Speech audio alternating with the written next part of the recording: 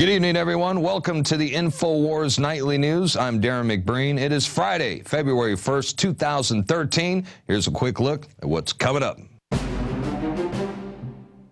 Tonight on the Infowars Nightly News, the TSA is prepared to violate our Fourth Amendment on the hallowed grounds of the Super Bowl. Then, over 1,000 Green Berets sign a letter supporting the Second Amendment. All that and more on the Infowars Nightly News.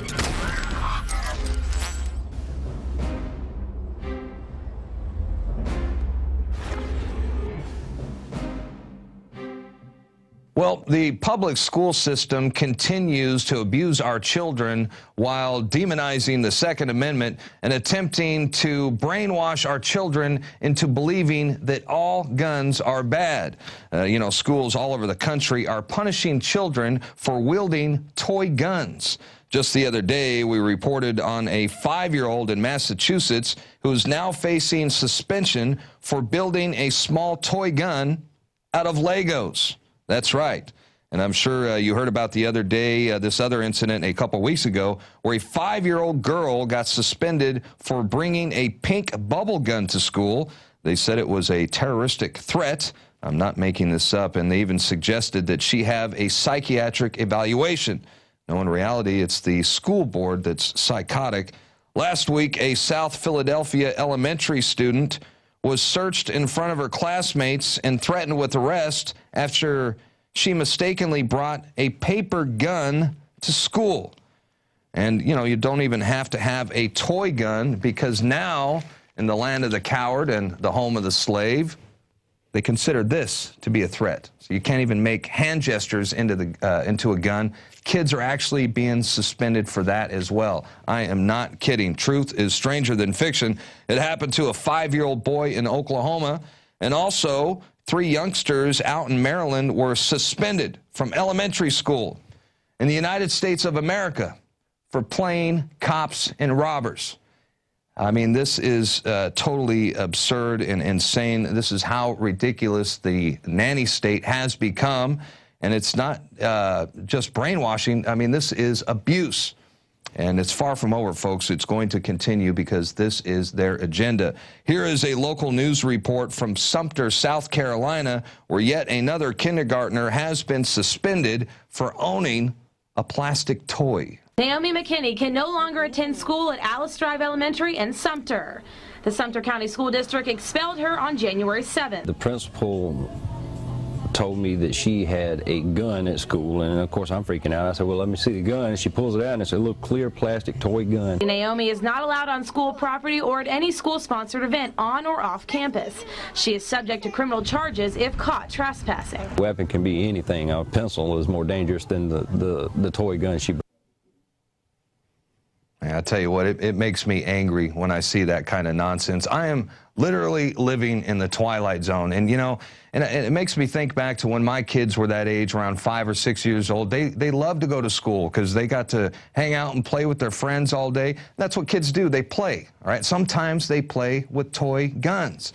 And imagine being told that you're no longer welcome at your school, that you can no longer play with your friends anymore because you brought a toy gun to school. Very ridiculous. And, please pray for our children, folks, because they are being targeted big time through the school system, through vaccinations, through the propaganda machine on television. Our children are at serious risk. And by the way, the name of the school in that clip you just saw, it is Alice Drive Elementary in Sumter, South Carolina.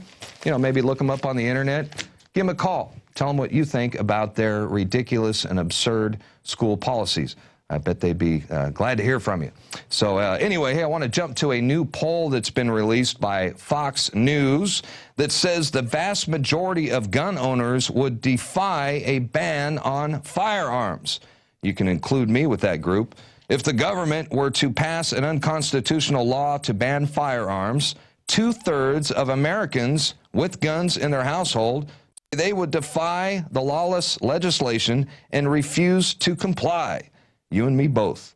Even the majority of Democrat and liberal gun owners would refuse to surrender their weapons, the survey revealed. Most Americans also believe that more guns in the hands of law-abiding citizens not banning guns would help reduce crime. Yeah, you think? And not only does the average American citizen believe that a gun ban is unconstitutional and horribly wrong, but military professionals also agree in our God-given right to self-defense. In fact, recently, over 1,000 Green Berets signed a letter supporting our Second Amendment. The letter's intent is to reassert their oath to support and defend the Constitution, whether foreign or domestic, by protecting the Second Amendment rights of American citizens. And yes, they acknowledge that the Second Amendment is primarily a defense against government tyranny. So way to step it up, guys. Appreciate that. And, you know, don't forget that the Department of Homeland Security, they consider veterans as a serious threat. So chances are that they will eventually be coming after your guns as well. Speaking of veterans, a decorated combat veteran has been arrested and charged with 5 felonies for, get this, possession of empty AR-15 magazines. In the latest attack on the American people, a decorated war hero has been arrested and charged with 5 counts of third-degree criminal possession of a weapon for having, well, empty 30-round AR-15 magazines in his vehicle. You know, this guy was driving through Jefferson County in New York when he was randomly pulled over for a vehicle check, totally unconstitutional. Anyway, they found the empty magazines. They threw his ass in jail, and now he's being charged with all these felonies. The guy is a war hero, but as you know, New York has an assault weapons ban.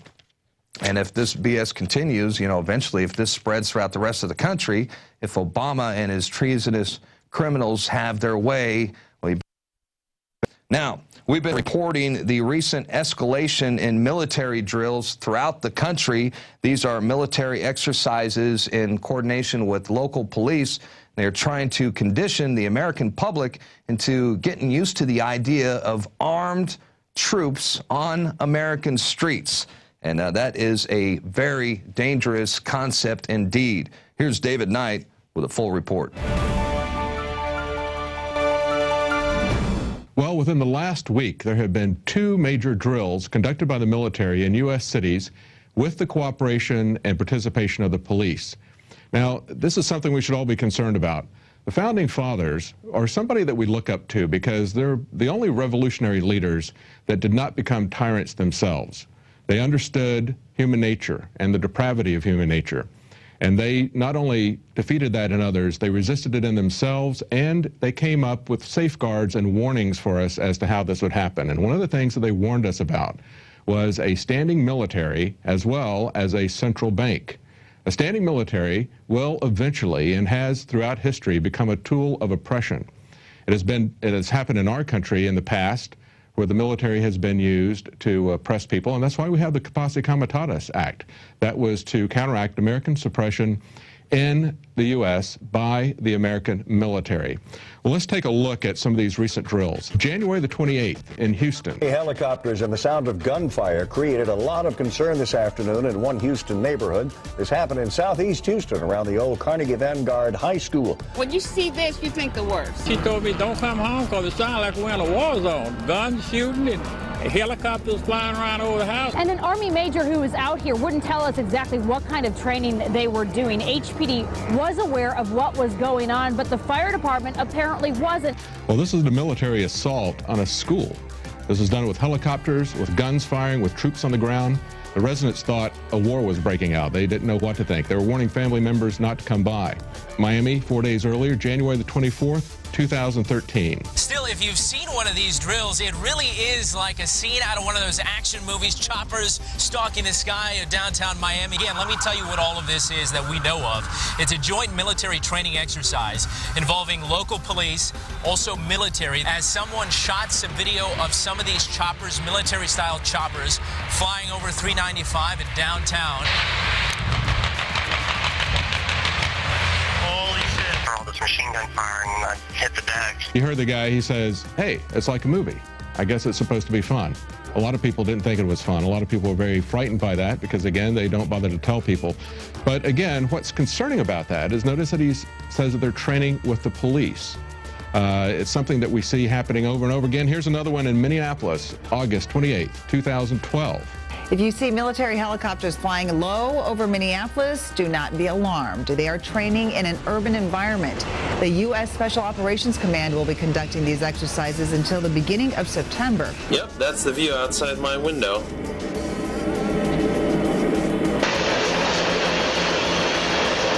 That's right. Did you hear her say, don't be alarmed. Everything is perfectly fine. It's just the American military preparing to attack U.S. cities. Of course, nothing the government ever does is bizarre or to be questioned, just like we are never to question the TSA. And if we do, we're the ones who are bizarre. Here's another one. St. Louis, July 3rd, 2012. It's a military mission in North St. Louis.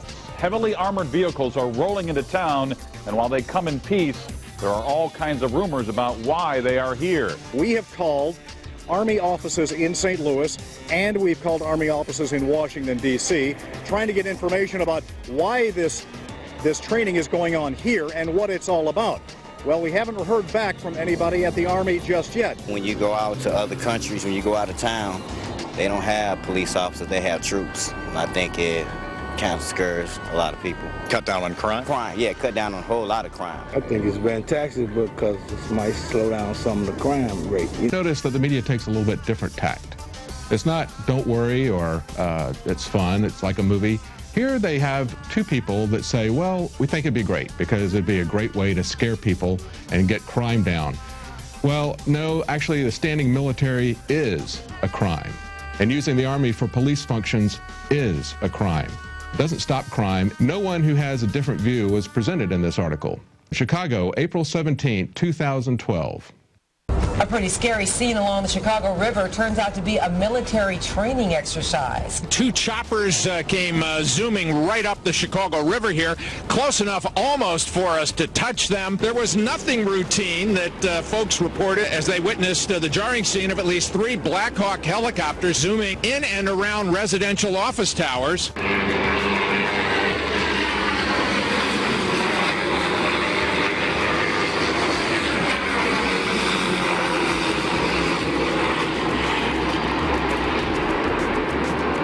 That is 2 helicopters flying above, or flying through downtown Chicago. It's 9:30 at night. They don't even have lights on. So weird. They were lower than my buildings. They were definitely military, and there were definitely guys with machine guns. So I thought that perhaps there was some alarm or concern. We saw military guys in the helicopters. They were hanging out of the choppers? Yep. The NATO summit host committee insists this has nothing at all to do with next month's NATO summit. Well, notice some of the things that they said. Although you're seeing the same things here as you did in other cities, people are talking about how reckless the behavior was. One of the videos that someone shot, he says, look at this, it's night, and these guys are zigzagging and weaving through skyscrapers at a very low altitude with no lights. Something of reckless endangerment, but the thing that we're really concerned about, again, is the police and the military joining together. Take a look at this clip from Los Angeles in January the 26th, 2012. Special Military Operation Forces, in conjunction with the LAPD, conducting some military maneuvers that had many people wondering what is going on. When a Black Hawk helicopter and 4 OH-6s, or Little Birds, flew over the city. Duran says the military picks environments based on what they might be facing in the near future.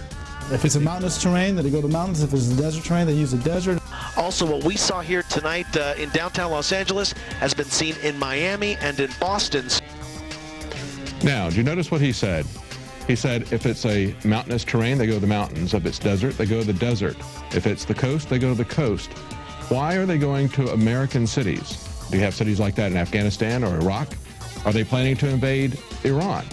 But if they're planning to invade Iran, why are they coordinating with American police? Do they think that the Iranian police are going to coordinate with them on an attack and an invasion of Iran? No. If the U.S. military attacks American cities, they will get the cooperation of the police, or at least some of them. Now, all these things have happened within the last year. All of these reports we just showed you in all these cities, major military drills involving the police and the military working together to take over American cities, training, as the man just pointed out, for the scenario that they're expecting to execute. This has been going on for a long time. It's just accelerating. Let's take a look at this clip where we sent a team to Chicago. They saw there a National Guard training with local police and the Polish military.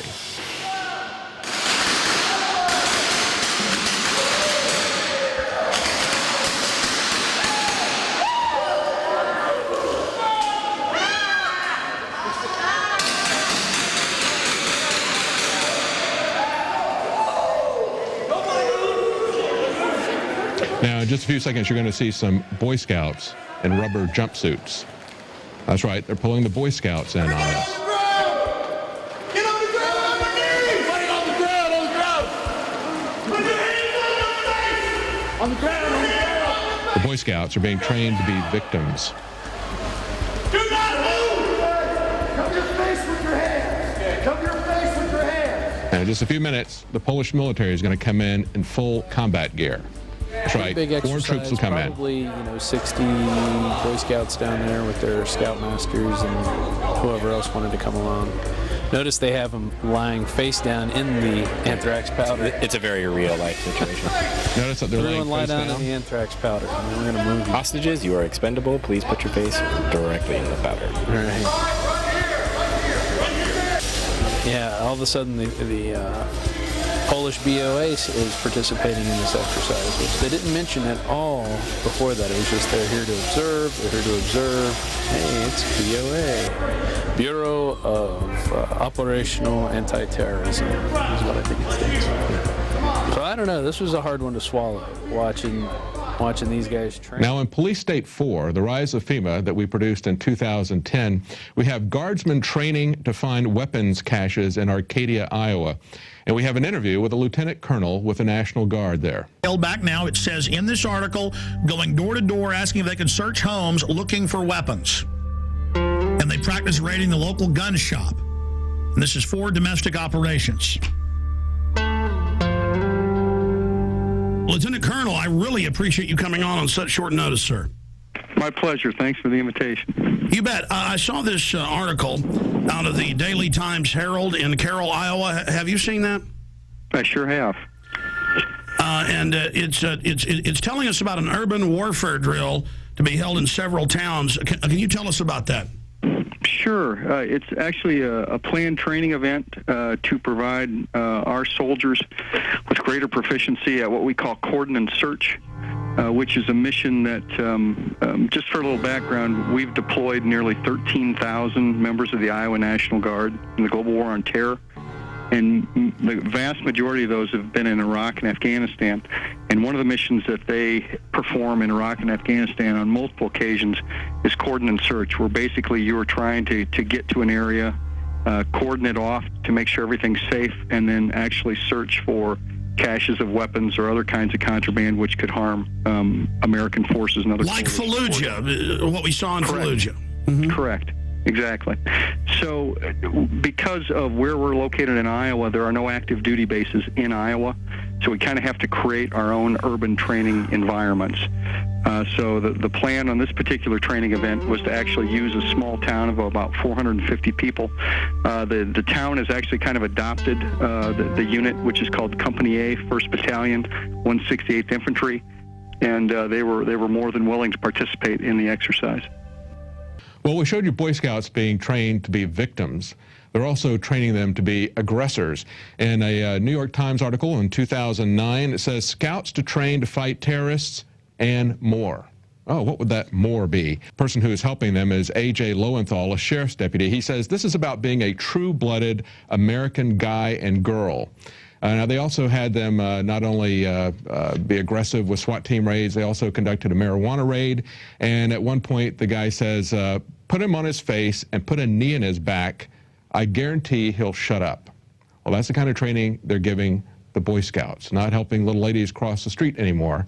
Just put them on their face and put a knee in their back to make them shut up. Well, we got another clip here from Police State 2000. Now, in this one, Alex interviews a police chief from San Antonio. He had to kick out Delta Force for trying to bribe city officials in order to conduct training exercises there. As far as we know, this is the first time that local law enforcement, local police leadership has actively stood up against Bill Clinton's new military. What were your major reservations in asking the mayor to tell them that y'all didn't want them to train here and to cease training here? Well, a lot of things happened. First of all, the organization came into the city and never really approached the city as a whole. We've gotten together with the mayor and said we need to speak to all these different departments and request some assistance. Various groups and individuals came into the city and approached different people at different levels. The police department was contacted, the city manager's office was contacted about using city facilities, various business owners were contacted through the economic development department, the fire department was contacted by different individuals, and so there was never any coordinated approach to the city of San Antonio. When we found out of it, we had some reservations, but we were willing at least to listen. But then we started finding out that discussions were happening at other different levels, and there was no communication, no coordination between that. Well, then, when we said no, then some elected officials were contacted to bring pressure to bear. And then offers were made to give money, cash money, to elected officials' charities if they could get us to change our minds. I mean, you know, as one of my deputy chiefs said, in some circles that's called bribery. Well, we have a long history of the military and the police working together in this country, training for martial law. And Alex has pointed that out for a long time in his documentaries and on the air. What's alarming about this, however, is the increasing rate at which this is happening. As I said, we just had in the last week, we had 2 major cities where there were 2 major exercises. The one that happened just a couple of days ago in Houston, they are firing guns and attacking schools. What is happening is we're seeing the militarization of the police, and we're seeing the military used as police. That's a very frightening perspective. We've seen that before in our country's history. We've seen it in other countries. And in spite of what the people in St. Louis said that they put on the media, that is not something that reduces crime. What it does is it makes criminals out of both the military and the police. So we hope that there'll be more people like that San Antonio police chief who have the integrity and the wisdom to stand against this. And now we're getting reports from Galveston, Texas, that the U.S. Army is conducting military drills there as well. You know, who knows, perhaps they're concerned that perhaps the Al-Qaeda's Navy fleet might show up at the port of Galveston. You know, who knows. But anyway, according to the Galveston County Daily News, the U.S. Army is using an old jailhouse for a nighttime drill in urban warfare. And you just watch, these drills are coming to your neighborhood as well. Hell, they might even include women, because now the Pentagon has given a green light for women to start participating in combat operations. Here's David Ortiz. The image of a woman fighting in frontline combat is rarely seen.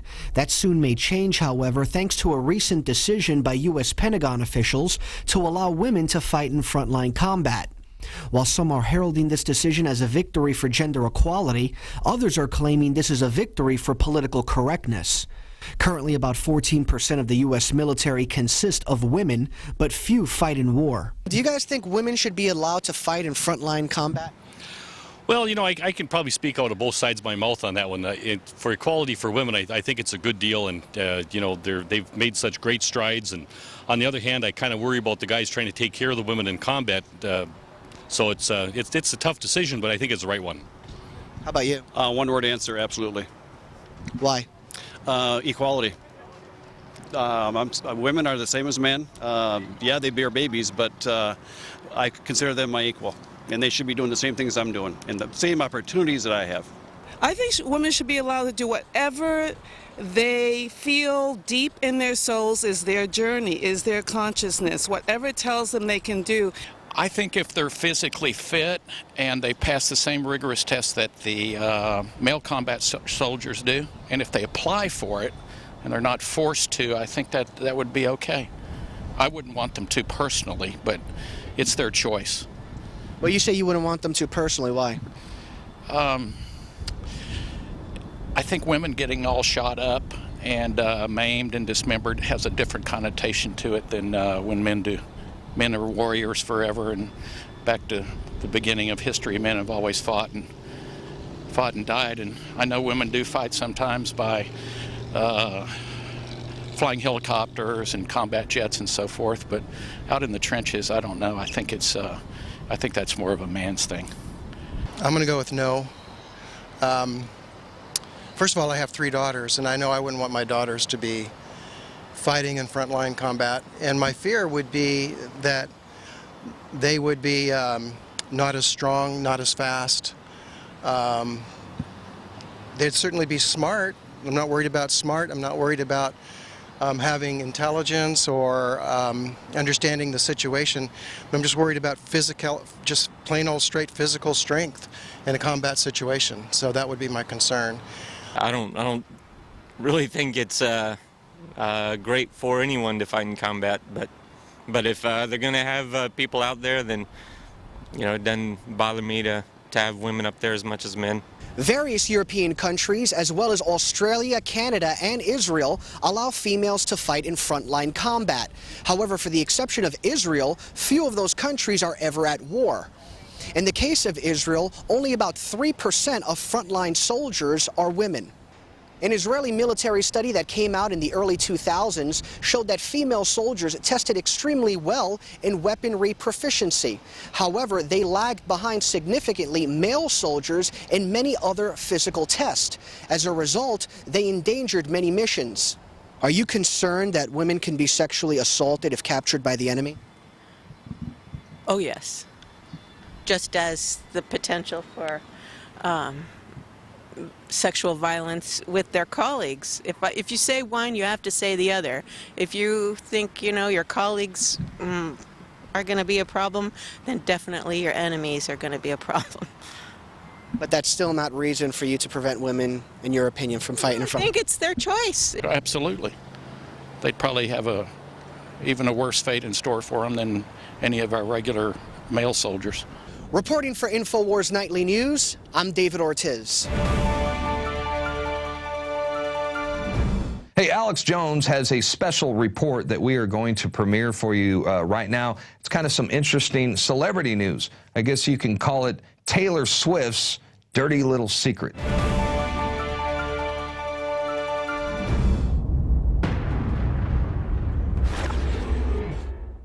Many of these individuals who have been aspartame reactors have tested themselves 5, 10, 20 times, every time getting the same response, and then they realized that this was a legitimate cause and effect relationship. Oh, hey guys, it's Taylor.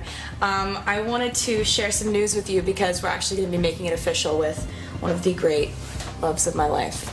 Well, this might be the largest health hazard ever to hit the food industry. We've got numerous health officials, tons of independent studies have warned us of the very serious and documented side effects of aspartame. Oh, hey guys, it's Taylor. Hey guys, we're actually going to be making it official with one of the great loves of my life. Loves of my life. Diet, loves Diet Coke. Pop star Taylor Swift is the latest in a long line of celebrities peddling death upon the people of the United States and the world. She's saying the love of her life is Diet Coke. Diet Coke, of course, has aspartame in it, which is in tens of thousands of products now, but actually in 1981, when it got approved, was first in Coke. You remember the songs, Coke is it, Coke is it. It was the greatest thing ever. Of course, they didn't tell you that 3 separate times in the decade before, Searle, a division of Monsanto, had tried to get the toxic additive approved because in all the previous studies it had killed the lab animals when it was mixed in with their food. But globalist hatchet man Donald Rumsfeld was able to get the FDA to approve it when previous administrations had failed. The aspartame molecule breaks down, once it gets into the stomach, into wood alcohol and, of course, good old formaldehyde. And look how good formaldehyde is for corpses. Now, the problem with aspartame is it's a cumulative poison, so it doesn't kill you right away, and that's why these companies like Coke are able to get away with this. They know it's causing brain tumors. They know it's causing macular degeneration. They know it's been linked over and over again to all these problems. It's also important to note that aspartame was discovered by a Pentagon study back in the 1960s where they were trying to produce genetically engineered E. coli bacteria that could actually eat toxic waste and process it. And we believe from our research, aspartame is actually the first genetically modified bacteria producing a so-called food product in history. It is a very old genetically modified organism. And so everyone drinking Diet Coke, everyone chewing different even sugar gums that have it added to it, the thousands of products out there, you are eating the feces of a genetically modified bacteria. So in essence, Taylor Swift is telling us she loves genetically modified bacteria poop. I wanted to share some news with you because we're actually going to be making it official with one of the great loves of my life, Diet Coke. But they are able to continue to put this in their products and thousands of other products because the general public is still ignorant to a great extent because the mainstream media refuses to report on this, and they have nice, attractive, friendly young ladies like Taylor Swift out there pitching this deadly additive. And that's why we're cutting this video, so that fans of Taylor Swift who are going to run out and buy Diet Coke now because of her understand the real dangers. And so Taylor Swift has a chance to go public and say, look, you can have the money back. I don't want to be any part of pushing this deadly chemical. So I want to be clear. The fact that aspartame is absolutely deadly is Coke's dirty little secret, and the thousands of other companies that put it in their products and push it on the public. We hope that Taylor Swift isn't aware of this and that this isn't her dirty little secret. But undoubtedly, she's going to end up seeing this video. Friends, family, people that know her, make sure she sees it.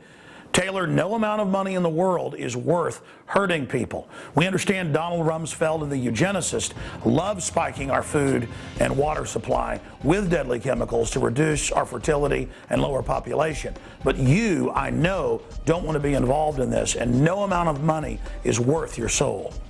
Diet Coke, one of the great loves of my life. Do you think that aspartame should be on the market today? No. Why not? Because it hasn't been demonstrated to be safe. The FDA looked at the research and in 1975 put aspartame's approval on hold. It set up an independent panel of doctors to study aspartame. In 1980, that public board of inquiry unanimously ruled aspartame should not go on the market. The nuclear industry has tried 3 times in the last decade, and the Wall Street Journal is reporting they're finally very close to getting this done, to take the nuclear waste from their plants and have it mixed in with metal parts implanted in your body, in furniture, and even in utensils, knives, forks, and spoons that you use.